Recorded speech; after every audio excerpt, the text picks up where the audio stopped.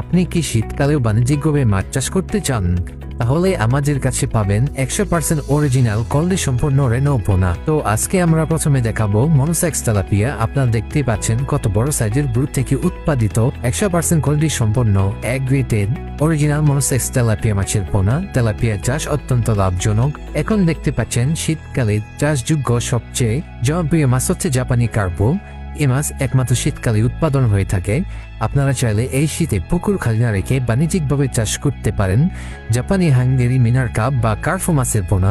দেখতে পাচ্ছেন কত বড় সাইজের বিশাল আকৃতির ব্ল্যাক কার্প, যাদের পুকুরে অতিরিক্ত শামুক, ময়লা আবর্জনা বা শ্যাওলা রয়েছে, তারা চাষ করতে পারেন ব্ল্যাক কার্প। এই মাছকে অতিরিক্ত কোনো খাবার দিতে হয় না, পুকুরে থাকা শ্যাওলা শামুক খেয়ে বড় হয়। ব্ল্যাক কাপ বছরে 7 থেকে 8 কেজি ওজন হয়ে থাকে। ব্ল্যাক কাপ চাষ খুবই লাভজনক এবং বাজার চাহিদা সম্পন্ন একটি মাছ। এখন দেখতে পাচ্ছেন চায়না সরপুরি। দেখতে পাচ্ছেন কত বড় সাইজের চায়না সরপুরির ব্রুড থেকে উৎপাদিত সরপুটি মাছের পোনা। এগুলো 3 মাসেই বাজারজাত করা যায়।